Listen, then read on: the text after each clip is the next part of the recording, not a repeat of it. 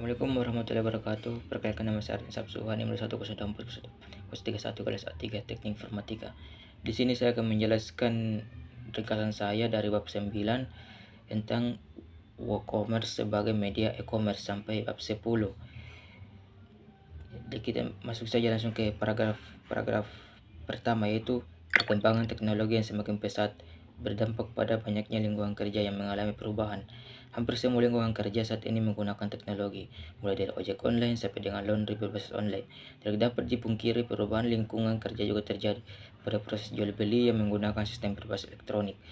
Perdagangan secara elektronik atau online dapat disebut dengan e-commerce. Penjelasan e-commerce telah dijelaskan pada bab sebelumnya. Pada bab ini akan dibahas praktik untuk membuat sebuah e-commerce berbasis toko online atau online store. Masuk ke paragraf selanjutnya, itu salah satu open source software yang sangat populer adalah WordPress. WordPress merupakan content management system atau CMS gratis yang berfungsi untuk membuat sebuah blog tanpa perlu untuk mengetahui kode-kode program. Lisa N. Wilson 2019, dengan adanya WordPress, Anda dapat membuat sebuah blog atau website secara profesional tanpa memerlukan latar belakang IT. WordPress terus-menerus mengalami perkembangan, mulai dari penyediaan tema-tema yang gratis hingga berbayar. Tidak hanya sampai di tema, WordPress juga mengalami perkembangan dari sisi fungsionalitas dengan ketersediaan plugin yang membuat WordPress semakin optimal, termasuk plugin WooCommerce yang membuat WordPress dapat digunakan tidak sebagai blog tetapi sebagai e-commerce. Ada beberapa faktor yang menyebabkan WordPress menjadi sangat populer sejak pertama kali WordPress diluncurkan ke publik tahun 2003 sampai dengan saat ini. WordPress secara terus-menerus memberikan pembaharuan, salah satunya adalah pada e-commerce. Menurut Lisa Sims 2018, ada 6 faktor yang menyebabkan popularitas WordPress, yaitu user interface atau antarmuka yang mudah, banyaknya referensi yang tersedia dalam penggunaan WordPress, hemat biaya penggunaan dan perawatan maintenance yang mudah, tersedia theme atau tema yang memudahkan dalam mengelola tampilan WordPress, dan dukungan fitur tambahan yang bisa didapat dengan melakukan instalasi plugin. Data statistik dari WTS menunjukkan bahwa tren paling tinggi pengguna CMS adalah WordPress pada 2022. November 2019, WordPress mengalami peningkatan pengguna sampai dengan 35%.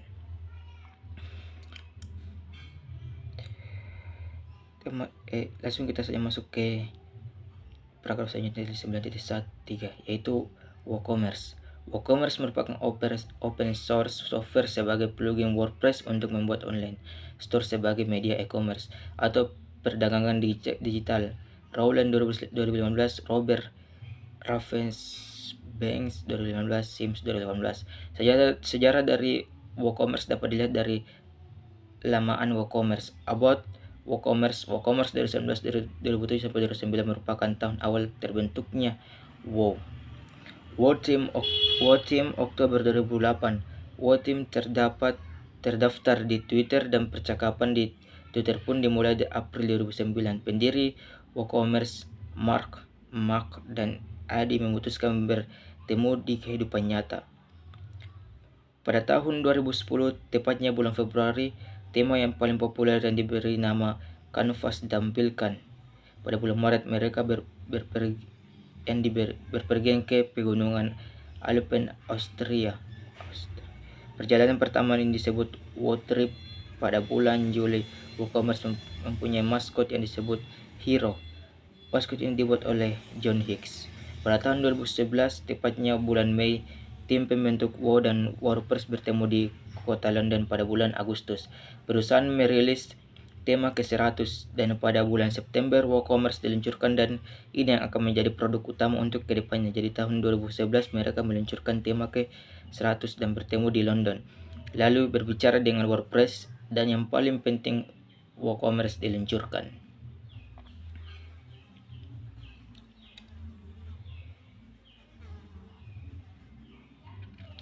Kita masuk ke bab 10, yaitu keamanan sistem e-commerce.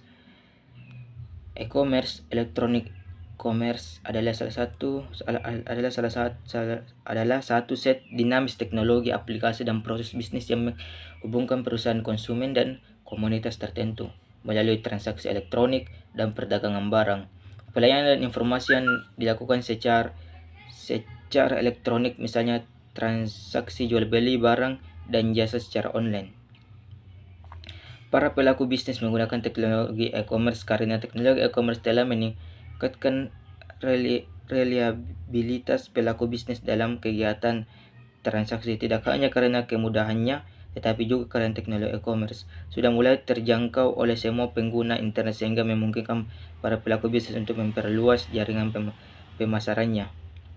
E-commerce selain memiliki sisi positif juga memiliki sisi negatif, yaitu rawan tindak pidana kejahatan dunia maya, cybercrime, misalnya penipuan dengan cara pencurian identitas dan membohongi pelanggan. Ada beberapa transaksi yang perlu diamankan, sebagai contoh transaksi penjualan online, transaksi keuangan, email file, transfer, tanda tangan suatu kontrak dalam bentuk digital, informasi dari perusahaan untuk publik sehingga tidak bisa diubah-ubah orang lain, dan transaksi bisnis lainnya. Teknologi dasar dipergunakan dalam pengamanan data untuk e-commerce yang kriptografi. Kita masuk ke mekanisme e-commerce. Salah satu isu terbesar dalam implementasi sistem e-commerce adalah mengenai mekanisme transaksi pembayaran via internet. Dalam bisnis konvensional sehari-hari, orang bisa melakukan pembayaran terhadap produk atau jasa yang dibelinya melalui berbagai cara. Kita lanjut ke metode pembayaran dalam transaksi e-commerce. Beberapa motivasi bagi pebisnis untuk memfasilitasi pembayaran online bagi pelanggannya melalui suatu penyediaan layanan pembayaran online adalah sebagai berikut. Lori DKK 2006. 1.